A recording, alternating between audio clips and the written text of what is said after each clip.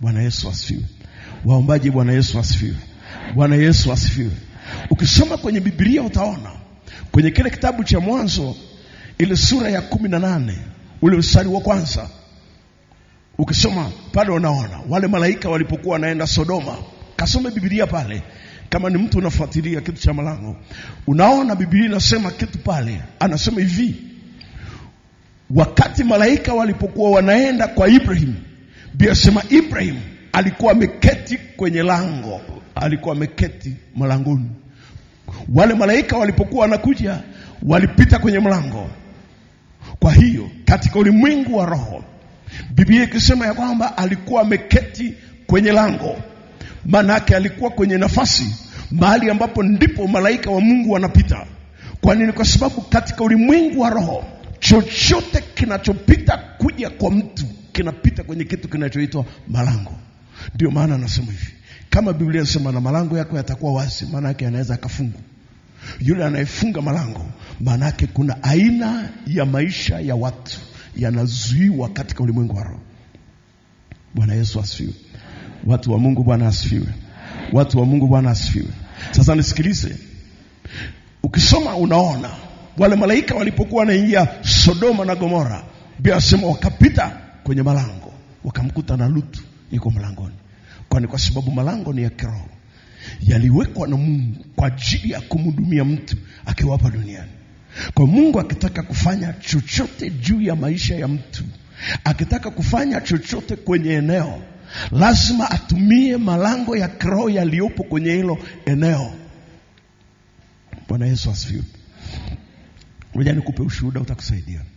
Miaka ya nyuma kidogo, wakati tulipokuwa tumemaliza tu sekondari, ule muda tulikuwa tuko nyumbani, tulikuwa nimeokoka tayari, wakati huo nafundisha. Sasa tukawa na rafiki yangu mmoja ambaye sasa hivi ni mwinjilisti na mwenyekiti wetu wa fellowship. Kwa tukawa na ile nguvu, tunatamani kuona kitu. Kwa hiyo tukawa tunaweka mkesha kila siku ya Ijumaa, tunakuwa na mkesha. Sisi watatu tu, si watatu, na hatufanyii kanisani, tulikuwa tunafanyia kwa rafiki yetu mmoja. Kwa tunakaa pale, tunakuwa na maombi ya mkesha. Kwa tunaomba. Ikifika saa 8 ya usiku tunatoka. Tatukuta tumevaa makoti marefu mpaka huku chini. Kwa tukaa tunatoka, tunaanza hiyo barabara ya usharika wa kwetu, tunaanzia pale juu mwishoni. Usharika wetu umepakana na msitu. Kwa tulikuwa tunaanzia pale, tunateremka na hiyo barabara tukiomba mpaka kule chini, tunarudi. Kwa tunarudi, saa hiyo tunarudi ni saa 10:30, saa 11. Kuanzia saa 8 tunaomba. Sasa nisikilize, vitu viwili vikatokea. Sasa tulikuwa tuna elimu kubwa kama hii ambayo tuko nayo sasa hivi.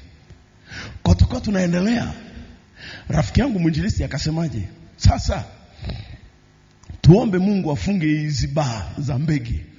Sasa huku kwetu tumetaka virokonya, sijui vitu gani. Sisi kwetu ni baa za mbege.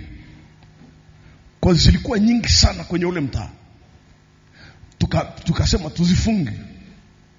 Sasa tukaa tunateremka kila siku, tumebeba jiwe saa 8 ya usiku kila Jumamosi, kila Ijumaa.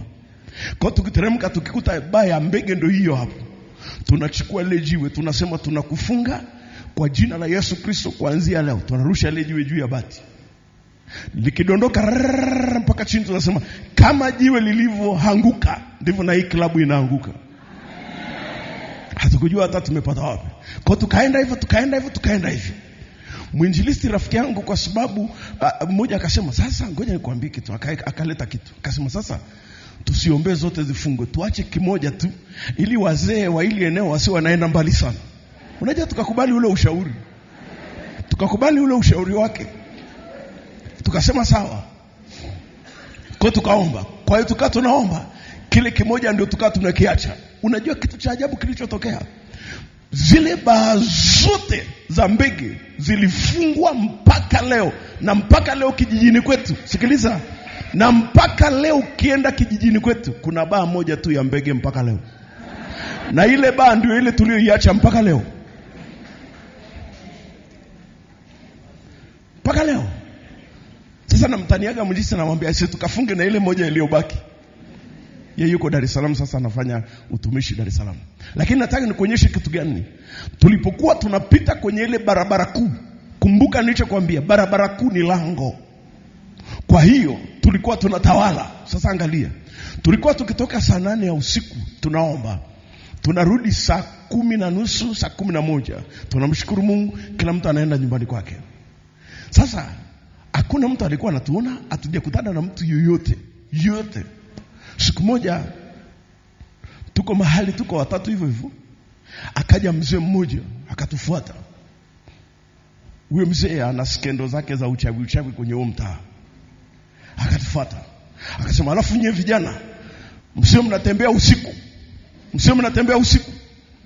Nikamwambia, mzee shida nini? Akasema, nimewaonya msio mnatembea usiku.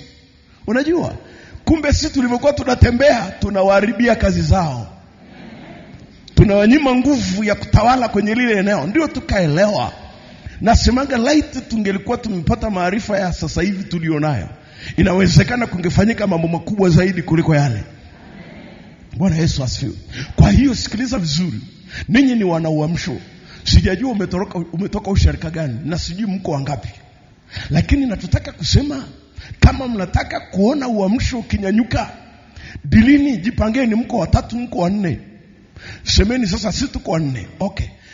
Saa 12 Jumamosi tutakuwa tunaombea malango. Sasa wewe utaenda kwenye lile lango lile pale. Nyinyi mtaenda kuomba lile, nyinyi wawili. Nyinyi wengine mtaenda lango lile pale. Sisi tutapanda na hii barabara tukisemesha kitu, tukitamka kitu kwenye ulimwengu wa roho. Kwa sababu si watu wengi wanajua kwenye kutembea kuna nguvu ya Roho Mtakatifu inakuwa pamoja na wewe.